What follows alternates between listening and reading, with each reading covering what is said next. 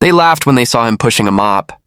To them, he was just the janitor, invisible, replaceable, the kind of man people pass by without even saying hello. Every day he scrubbed the marble floors, emptied trash bins, and fixed leaky pipes in a skyscraper, where men in suits talked about million-dollar deals.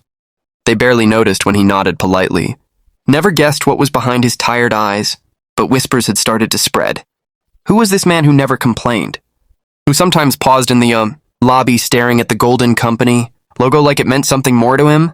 Who was this janitor who seemed to know the building better than the owners themselves? One afternoon, a group of executives mocked him openly.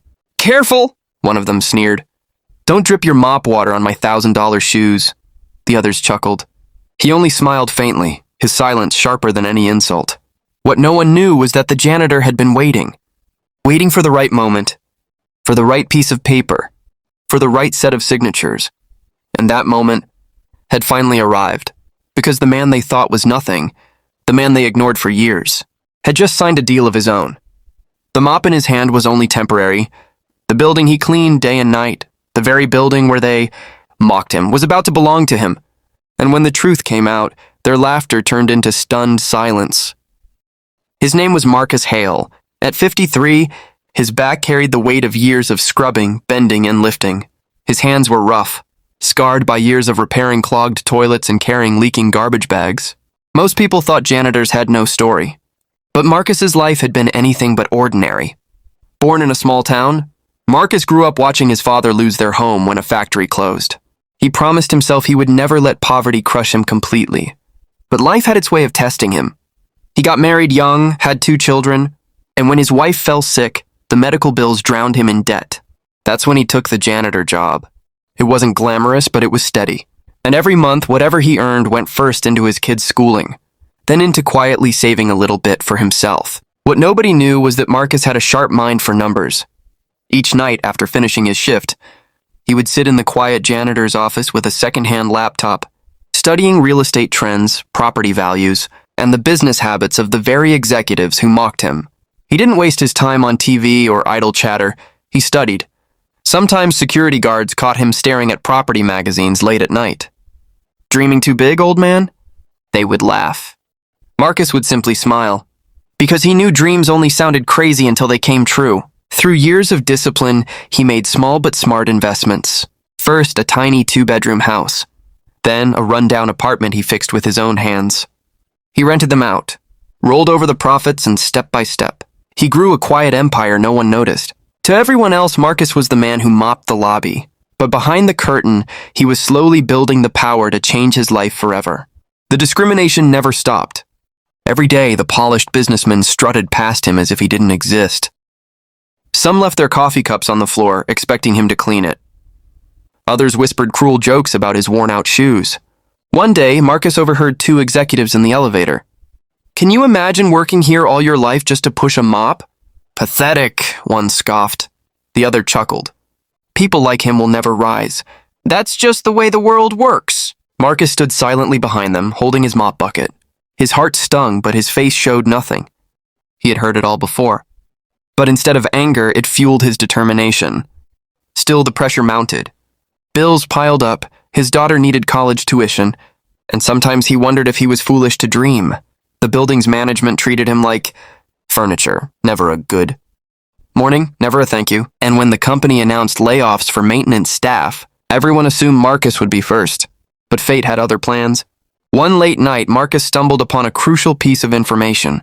The owners of the skyscraper were in financial trouble. Their debts were piling up, and the building he worked in was quietly being listed for sale, the same building where he had been mocked for decades. Marcus's heart pounded. This was his chance, the kind of chance that comes once in a lifetime. But it would take every cent he had, every ounce of courage, and a leap of faith. The janitor, who was treated like nothing, was about to put an offer on the building where they said he didn't belong. The deal took weeks. Marcus mortgaged his other properties, emptied his savings, and partnered with a small investment firm that respected his sharp calculations. No one in the building had any idea. To them, he was still just mopping the floors. The day of the announcement came. The executives gathered in the lobby, waiting for the new owner to be introduced. They speculated about some wealthy developer, maybe a billionaire stepping in. None of them even glanced at Marcus. who was quietly polishing the marble floor nearby. Then the lawyer stepped up. "Ladies and gentlemen, allow me to introduce the new owner of this property." He paused, then said clearly, "Mr. Marcus Hale." The room went dead silent. Dozens of heads turned toward the janitor holding his mop. For a long moment, no one moved.